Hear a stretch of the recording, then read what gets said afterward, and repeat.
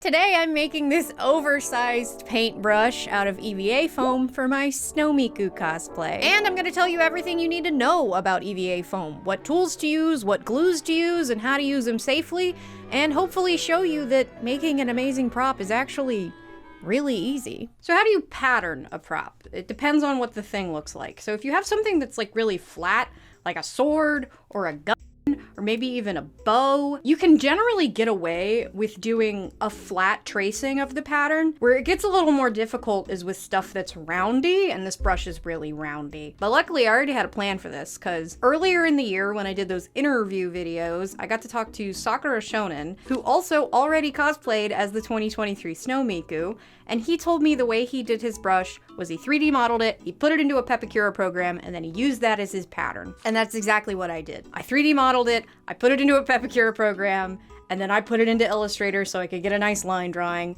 and now I have my pattern, and it's actually pretty simple. It's just 3 pieces. I have indicated which little piece each piece of this is for with my cute little drawings. I hope you appreciate that. But now that I have my pattern, I'm gonna cut it out of my EVA foam. EVA foam, or closed-cell ethyl vinyl acetate copolymer, if that means anything to you. Sorry, I'm not the chubby emu of plastics. I have no idea what each of those individual words mean. Anyway, it's a versatile thermoplastic. Yeah, it's actually a thermoplastic, but it's used in all kinds of stuff in the real world. And if you've ever been to a kindergarten, you've definitely walked on it, because it's what those little puzzle piece flooring things were. In the old days, cosplayers used to make almost everything out of EVA foam with those stupid flooring foam pieces, which was always really annoying because they have that texture on one side, so you'd have to either hide the texture or Dremel all of it off. EVA foam is also found in craft foam, those dumb little sheets you can get at Walmart. I made my first armor piece entirely out of Walmart craft foam.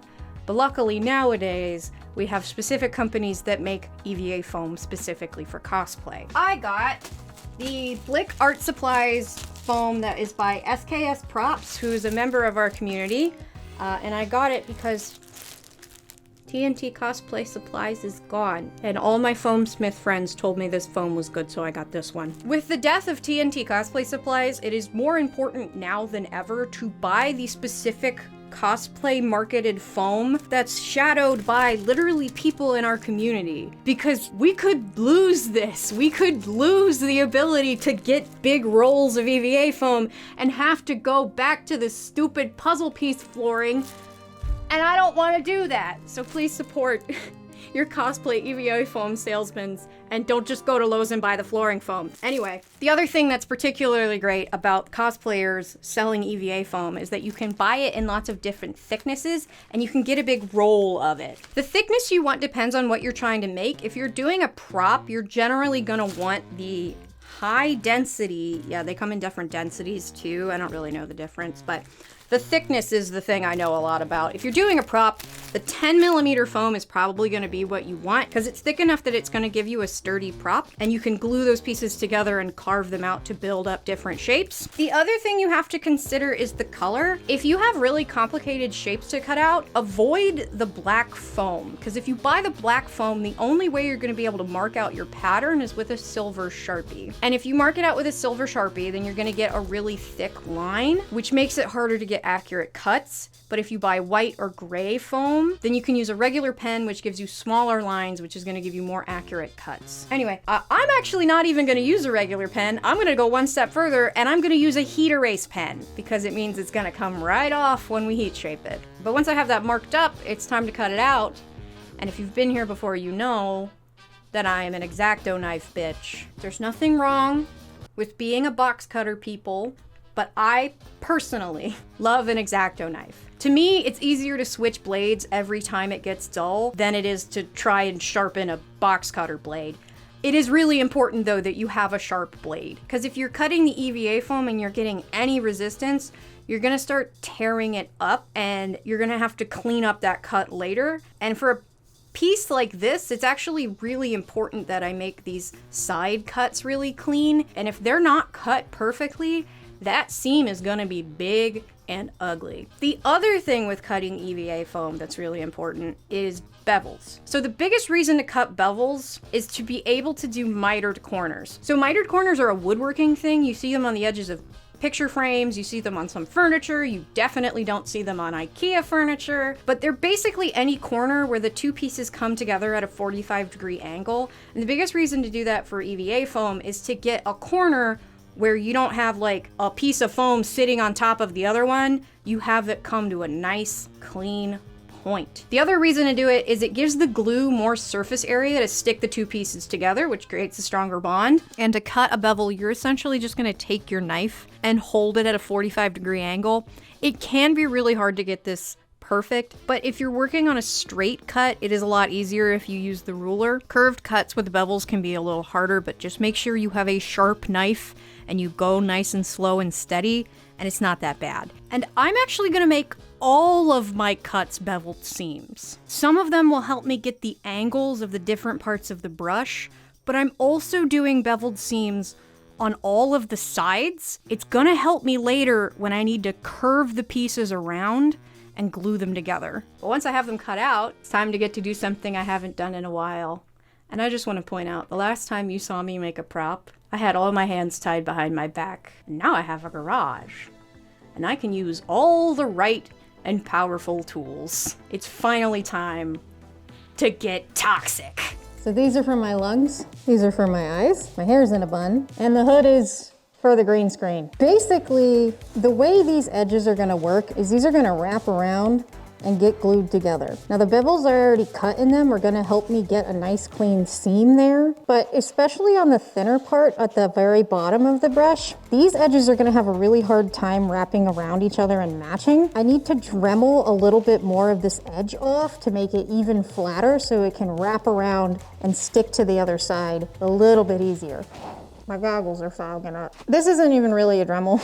People just say Dremel, but what they really mean is a rotary tool. It is a power tool that rotates, and you can put different bits on the end of it. Primarily for EVA foam, we're just using sanding bits. And in this case, I'm just taking off a little bit so it'll glue together a little better. Anyway, Dremels can be a little scary to work with, but I do recommend that if you're getting one, get one with a speed setting. The scary thing is when they get really fast, they get really hard to control, especially on the foam. They'll just rip right through your foam. But if you can turn it down to a lower setting, you're gonna have a lot more control over it. But yeah, I'm just gonna go through and Dremel all these edges, and then I'll get to heat shaping it, which I can at least take the goggles off for. You see all this dust? That's what the respirator's for. And here's this. This side is gonna wrap around and glue on top of that. So I wanted to get it nice and flat and give me more surface area so that this can more easily rotate around. Okay, next up is the heat gun. We gotta heat shape these. And one thing that helps me a lot with heat shaping is a $1 aluminum tray from the Dollar Tree. What this does is it helps hold the heat right here on the surface, so you have to use the heat gun a little bit less. You really cannot substitute a hairdryer for a heat gun. You really need an actual heat gun. And you also should never substitute a hairdryer for a heat gun because you'd burn all your hair off. Anyway, before we glue the foam, we need to initially heat shape it. So we gotta heat it up with the heat gun, heat it up real good, but you also don't wanna heat it up too much or you will burn the foam. And you don't wanna do that because then it's gonna get weird. And like I said before, EVA foam is technically a thermoplastic. So when you heat it up, it gets a little bit shapeable. It's not nearly as moldable and shapeable as like Warbler, but the big thing is like with any thermoplastic, once you heat it up, you also need to let it cool in that shape or it's not gonna retain that shape. And right now we're not trying to get the whole full roundy shape for these. I'm just trying to pre-heat shape them to give the glue a better chance of holding them together correctly. For this piece in particular, it's really important that I get this part heat shaped as much as I can because it's gonna give me the most resistance when I go to glue it. For big pieces like this, it can be really hard to get even heating and you kind of have to heat one section and then shape it and then heat the next section. But I have seen some hardcore foam smiths that just use 2 heat guns, which is really extra. Like you see how much resistance I'm getting with that? It really doesn't want to curve through. But the more I heat it up, the more it will let me curve it around.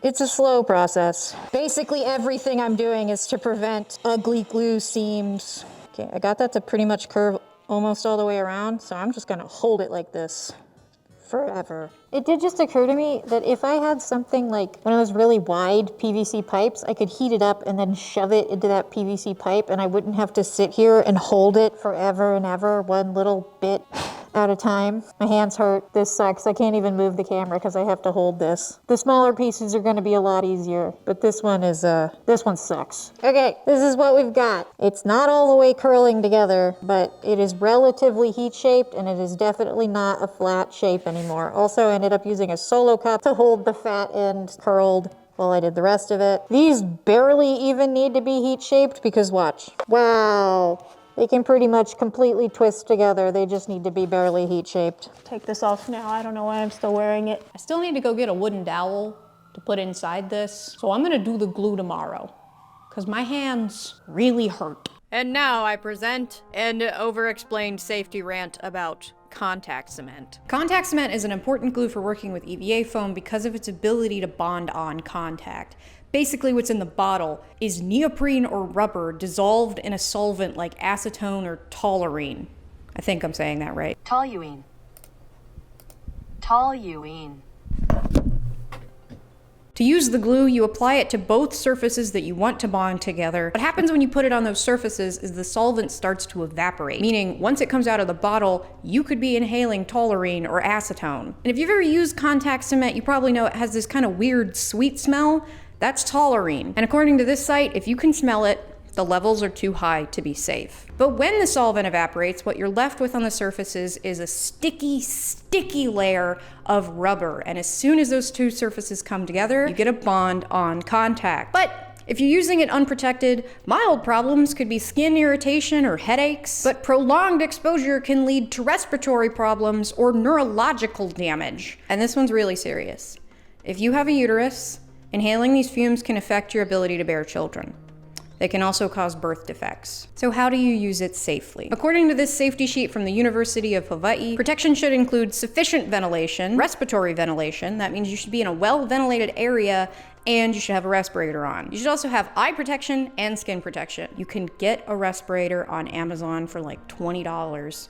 And you can get goggles for like less than $5. And if you cannot afford that $30 of protection, just don't use it. Get creative with tacky glue and hot glue. Watch the video I did last year when I didn't use anything toxic because I literally couldn't. Your health is more important than the perfect prop. When I buy this, I like to get the can. The lid is on a little brush. Up. What you don't want is that to happen. You don't want to get the glue around the lid because then you will glue the lid shut forever and you can't use it anymore. But yeah, I need to get it on this edge here and this edge here. And what you want to do is get a nice coat on there on both sides. And this piece is really long, so I'm going to do this a couple little sections at a time. Once you get it on both, you want to grab a piece of scrap foam and wipe off the excess, okay? And then you're going to let this dry until it gets sticky. Okay, that's sticky now. So now what I'm going to do is do the same thing again. You do two because on the first pass, the foam soaks up all the glue, or most of the glue. So to get a really good bond, you want to do 2 layers. And now we wait for that to get tacky. Okay, now that's dry. So this is the part we have to be careful. I need to bring this around and stick it onto this, and it's going to bond on contact. So you've got to try to get it right. But this is where all that heat shaping is going to help. You see that? It immediately stuck. I just want to try to get those edges lined up as perfectly as I can, because if I don't stick it right, it is hard to get it unstuck. Okay, we got that happening. We don't want that to happen. Okay, it doesn't want to stick up there, but look at that. That is a nice seam. And the other thing about contact cement is that it bonds on contact, but the longer the bond is there, when the rubber has time to cure, it gets stronger. So while right now it might try to rip up a little bit like I showed you, it wanted to. As long as I make sure this stays good for a little bit, it's gonna be like that forever. Okay, so now I have to do the rest of the piece the exact same way. Double layer of glue, stick them together really carefully. The way I tell when it's ready to go is when it stops touching the light and looks a little more matte. That's how I can tell that it's dry enough to stick it together. One of the most difficult things with foam smithing is clean seams. There are a lot of things you can cover up in foam smithing, with texture, with paint, with weathering. There's a lot of sins you can cover up when you're doing foam smithing. That's one of the things that honestly makes it easier than sewing. But that's not to put it down, that's just to recognize an abject truth. You can spend your entire life sewing and not have worked with every fabric, not have done every stitch, not have done every kind of hem, not have done every kind of smock, not have used every kind of bead. You can spend an entire life sewing and still know hardly anything about it. There's a lot less to know about foam smithing because it's just newer. It's only been around for about 20 years, whereas sewing has been around since the dawn of man. And a thing that's been around that long is gonna take longer to master than a thing that you only have 20 years of knowledge to learn. All I'm trying to say here is that if you've never done prop making or armor making, that it's not as scary as it might seem. Though you should be pretty afraid of the chemicals. I'm gonna stick these pieces together now, so to make sure that happens good, I went ahead and dremeled the insidey parts of these so that like this can fit in there good. I also did that to this piece so that this piece can fit in there good. So now I just gotta glue them together. Okay, I'm gonna try to get these seams to look good, but these might be a little, these might not come out great. Yeah, I mean, it's not great, but it's kind of hard to get those to go together correctly. Okay, next one. This one might be a little easier because it's just bigger. I just don't want any big gaps. Okay. Good enough. Not perfect, but good enough. Before I do anything else, I need to get a pattern for this extra like blue detail-y part. I'm gonna do as I always do, and do a tape pattern if I could find the edge of my plastic wrap. But yeah, basically I'm gonna wrap this part up with my tape and then draw the shape on and then cut the tape off. And I'm not gonna use the tape pattern as my exact pattern. I'm gonna clean it up on paper so that I can actually get it symmetrical. And then I'll retrace that pattern onto the foam. So what's gonna be blue is marked out now. So I can move on to adding my wood grain texture. Ooh! The primary tool I'm gonna use to do the wood grain is this guy.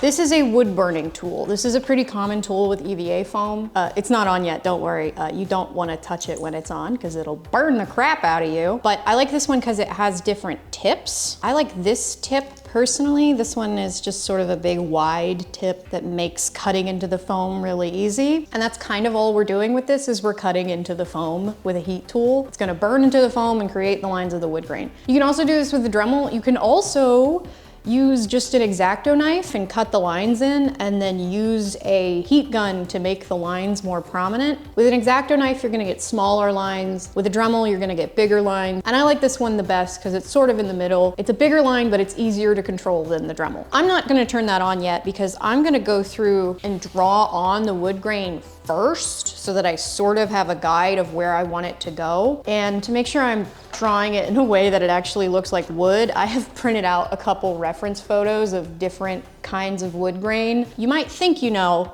what wood grain looks like, but not until you really look at a picture that you can get an accurate idea. But I'm gonna go through and mark this whole thing up with regular pen, and then we can get to using the heat tool. The other thing is burning foam is burning plastic, so respirator, and obviously it's really hot, so cover up your skin and wear gloves. Remember, it's supposed to look organic, so if you mess something up and a line goes where you didn't want it, it's a happy accident.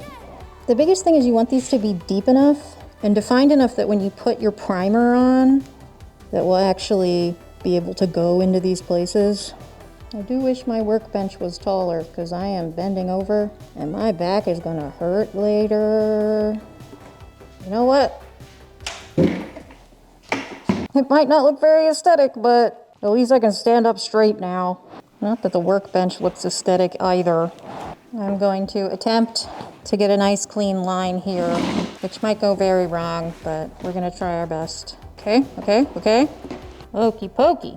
I just gotta do it on the other side. These are the only lines that cannot be happy accidents. These actually have to be good. There we go. I can finish up the wood grain now. I'm going to adjust my stupid cord so it stops going all over the place. Thank you. Back to lines that don't matter as much. Ta-da! Here she is! I'm pretty happy with that. Got some nice fun knots in there. Got this part untextured, ready to be blue later. Can take this off now, I guess. I got a dowel and a PVC pipe because this spot down here is too small for any PVC pipe, but I wanted both because wood can snap and we don't want wood to snap in there. So the dowel is to go all the way through and then the PVC pipe is gonna go over the dowel. It's finally actually straight.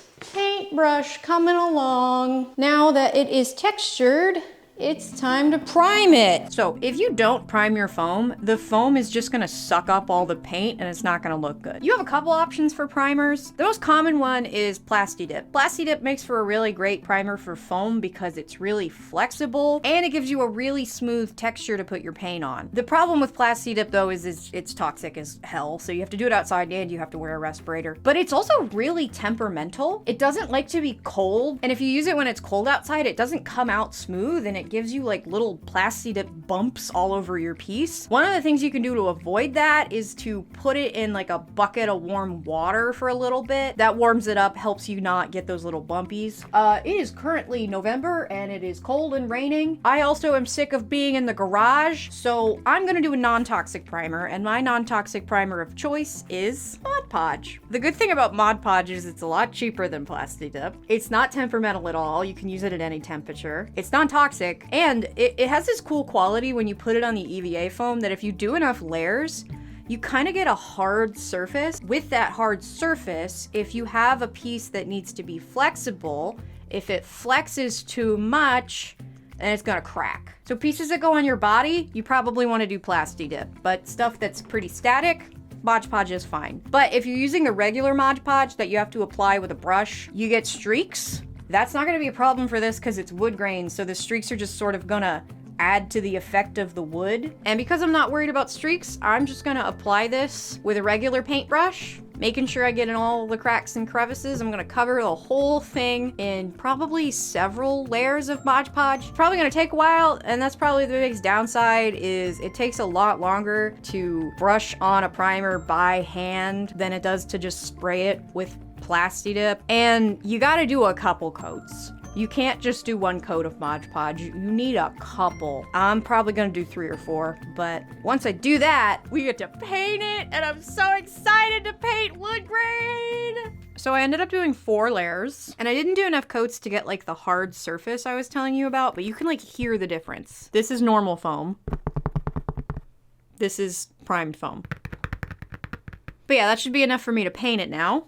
And I'm gonna do my base coat in a really dark, almost black brown. And I am using the really cheap acrylic paints, the apple barrel paints that are like $1 at Walmart. These work fine, but some of them are really thin. But if you wanna get your paint a little thicker, something you can do is add the tiniest little amount of a higher quality white paint. This is a giant bottle of the Liquitex gesso that, yes, I did in fact buy at the store that we don't buy from anymore, but I bought it like before I knew of that store's evils. And it has lasted like 10 years and several moves, which is what the duct tape was for. Anyway, the tiny little bit of white gesso is gonna really thicken up the dark color, which is just gonna make it easier to get the whole thing covered in one coat. Oh my God, I just painted over one of the seams. Can you even see where it is? Can kind of see it when the light hits it, but like if I back this baby up, where'd it go? Where's the seam? I don't know. If you want to get really dimensional texture, it is a really good idea to go in with a base coat of a really dark color, because it does half of the weathering work for you in one swoop, so you don't have to go in with as much black later. I should only need 1 coat of this black brown, and it should dry pretty fast because acrylic paint dries like immediately. And because acrylic paint dries immediately, to do my actual wood tones, I'm not gonna use acrylic paint. I'm gonna use oil paint. The really cool thing about oil paint is that it does not dry immediately. That's also sort of a downside in that your prop is going to be wet for a couple days. So this isn't something you can do right before the con. You have to plan this ahead. But with oil paint, it means you can get really, really smooth color, and it's way easier to go in and change the color later. I especially really like it if you're doing black weathering on a piece. You don't have to work as quickly as you do with acrylic paint. You can take your time and really get that black smoothed into a gradient. That's not super important here. I'm mostly using it because of the amount of brown oil paint that I have compared to the one bottle of brown acrylic paint that I have. But yeah, I'm gonna be able to get some really beautiful color variation in this wood grain. But yeah, actually painting the wood tones into the wood grain is the funnest part for me. I do really like painting. It is messy and it takes a while, but I really like hand painting props. And especially wood grain is just so fun. And obviously I'm leaving all the deep grooves black because it's going to give me lots of dimension. And then I am also strategically making the piece darker where the seams are, or where the seams need a little more help being hidden, just to help them hide a little more. And you'll also probably notice that the parts that are gonna be blue are not getting painted. And that's because I made the almighty decision to do all the blue parts in fabric. And to do that, I'm gonna take some 2mm craft foam. Yep, this is the kind you can buy at Walmart. And I'm gonna cover it in stretch velvet. This part at the top is gonna be in 3 pieces, so I cut each piece out of the craft foam, and I went ahead and did a thin layer of tacky glue. Thin. This is what happens when you don't use a thin layer. It gets in the fabric and looks bad. Anyway, I did a thin layer on the front of each of the craft foam pieces and then stuck them onto a piece of stretch velvet that's bigger than the piece of EVA foam, but just big enough to where we can fold those edges over. I put those under a heavy book and I let them dry overnight. So now I have this guy. So now I can go through and glue the edges to the back.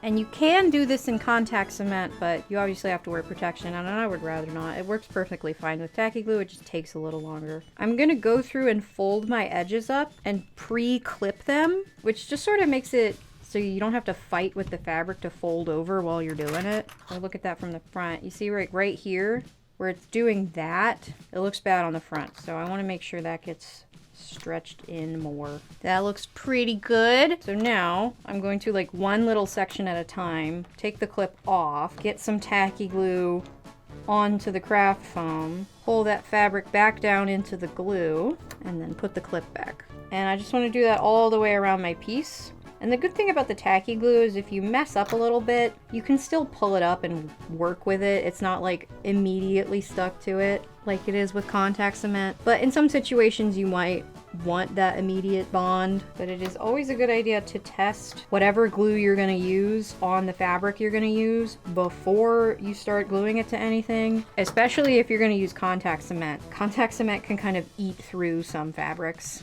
You can also do this step with hot glue, but I don't recommend it because it gets messy and it can also end up kind of bumpy, and you don't want it to be bumpy because the thing we're going to do after this is glue it onto the other EVA foam. This one's a little different. So this piece is cut basically is the same pattern as the very top part of the brush handle. And this edge, I'm gonna glue down the same way I did the teardrops, but this edge I'm not gonna glue down right now because this is gonna go around the top, and then I'm gonna glue these inside the existing brush. So I'm gonna leave those alone for now and just glue this. And then for the teardrop pieces, one of them has the moon and one of them has the sun.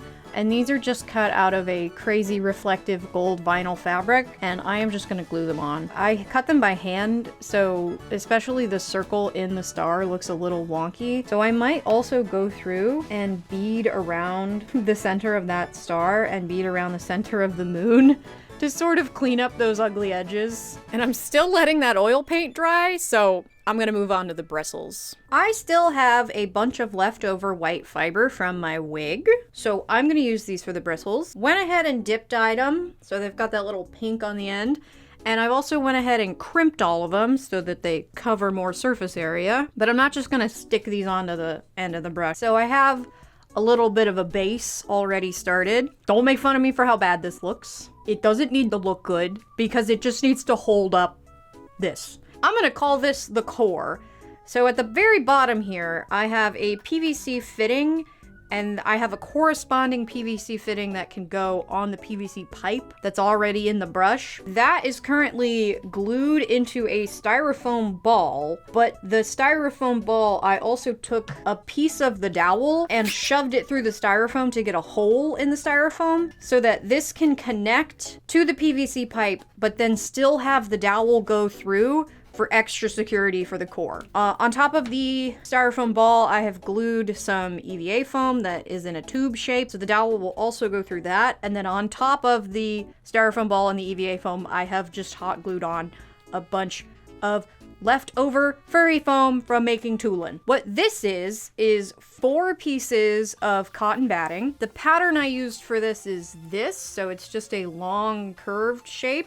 I cut 4 of them and sewed them together like you do when you sew together a stuffed animal. And then I also shoved in a little bit of extra cotton batting to fill it out. Now this is gonna go in here. So now I can just hot glue the cotton batting onto the core. But now that I have this, I can take my wefts and I'm gonna hand sew them onto the cotton batting. So I'm probably gonna do the hand sewing first and then hot glue it on, because hot glue makes it a little harder to sew through things. And then I'm basically going to do the same techniques I did in my wig video, but I'm kind of running out of tacky glue. I'm gonna use as much tacky glue as I possibly can, but I also wanted to take this opportunity to go on a rant about this. I bought this a while ago, thinking it was going to be, well, you know, it's Spray E6000. I was expecting it to be Spray E6000, which made me think, oh, this is just toxic as all get out.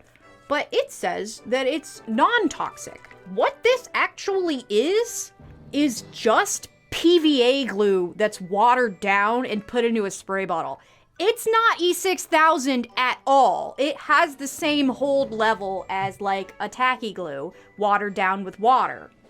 The difference being that this bottle is like 12 bucks. Why? But I just wanted you to know, don't ever buy this product because you can just get tacky glue and water it down and put it into a spray bottle. But I'm almost out of tacky glue, so I'm just gonna use this to help glue my hair down. I'm only gonna have my glue on the cotton batting, and then I'm gonna lay the fiber down, and then I'm gonna use my Got to Be Glued to lay the rest of the fiber down so that it doesn't look hard and crunchy and still looks like a brush. And then to make sure none of it moves forever and ever, I'm gonna get this pattern again. I'm gonna cut this out of 4 pieces of tulle, and then I'm gonna slip that over the top, which will just keep all of the fiber in there in place forever and ever, amen. But that will be my bristles. So I actually let the oil paint dry for a couple weeks, but once it was ready, I gave it a top coat, and then I could finally glue on the fabric pieces, which I just did with contact cement. The sun and the moon pieces went on there flat, and then I glued on the collar, taking those extra fabric pieces and gluing them onto the inside of the opening. Then all that was left was cutting down the PVC, gluing in the other PVC fitting, and then I could just screw in the bristles, and the brush was done. And so now I guess it's time to practice throwing it around.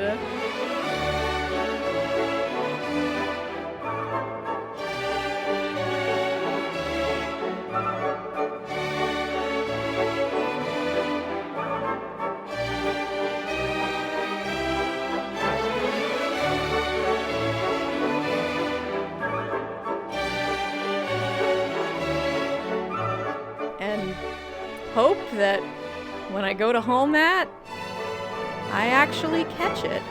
Thanks so much for watching. If you want to support the channel directly, you can check out my Patreon where you'll get some exclusive content. But if you're just watching, liking, subscribing, sending the video to a friend or your mom, or subscribing, then you're supporting the channel too.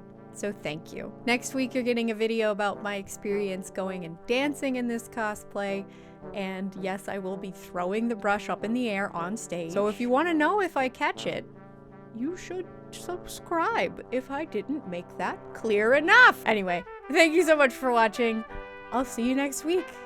Bye! Thank you to the patrons! Katrina, Sam the Slob, Lo, Nika, Zara, Wolfus Cosplay, Joey, Ashling Lee, Himawari Gumi Cosplay, Punk Shepherd Fursuits, Moss Boss, Magical Girl Melanie, Honey Crisp Cos, Lilith, Sydney, Kiera, Underlock V, Cyrus aka Yoitz 8-Bit, Neki, Boy Toy Named Noise, Willow Redwood, Bunny with a U, Clown Supreme, Gumdrop Cos, Bunny with an O, Azure Kate, Joey, White Rabbit Cosplays, Hachi, Sweet Spectre, Still Beating Heart of Jeff Gordon, Nicole, Moss the Demon Dude, Donna, A Bit of Cake, Shay, Mac, Ethan, Maple Fran Cakes, Red Roverdose, Pestea, Calera, Darian, Gassy, Peepers, Tiny Wyvern, Polite Crow asking if you might kindly open the bins for a little rummage, B-Man, Elias, Lotta Bees, Tear Bear, Ray, Sophie, Hime Dairy Cosplay, Cookie, Honeybean, Brittany, Lena, Butter, Shelly, Lay, Corden, Nora, Lollipop Jester, Tutti Fruity, Kelly, Spooky Kitsune Cosplay, Luxtrous Cosplay, Jennifer, Abby, Lily, Lunar Lepus Cosplay, Crodelia, No Roman LOL, Katie, Am I Jelly, Lady Blue Cosplay, Hania, Fake Smiley 7, Sebastian, Amar, Simrel, Matcha Kit Kat, Walter, Stephanie, Jodi, Coco Nuts, Nightwolf, Bingus Owl, Alora Polaris Cosplay, Aaron, Tamaki Potato, Gabby Bear, Jessie Chu, Sarah, Another Zip Tie, Hazel, Alec, Lady Senshi, Rambulan Cosplay, Jenna, Kazmira, Rory, Astrofox, Kimberly, Tam Tam the Tailor, Legfish, Amanda, Connie, Paul, Joe Burrito, GT Cosplay, Zihibi, Cal, Sanzuffle, Flair, Ryan Like Wine, Allison, Queen Platypus, Foxy McLoxy, Taylor, Tessa Bow, Shell, Alyssa, Melissa, Aki Maaki, Chibi Elise, Rainbow Lola, Gloomshroom, Infinite Salad, Sephestra, Kelly, Hubasta, Magda, Chai, Alba and Brent, Sleepy Ellie, Audrey, Benjamin, Basie Stitches, Coco Yumi, Skasa, Ariana, Articus, The Tygolf, Minor, Food Penguin, Alyssa, Katie, Toby, Shellman, Alice, Rebecca, Slushpuff, aka Corn Copy, Samantha, Adriana, Amber, Kim, Saigni Cosplay, Kaimatsu, Block Kitty DJ, Meredith, Sarah. I just want everybody to know this person's name is Sarah C. Every time I get to her name, I say Sailor, which is ridiculous because this is also my name. Anyway, Cowbones, Lunar, Lularush Cosplay, Marcy, So Into Music, Julian, Cam, Zen, Andrew, Pin, Snip, and Clar.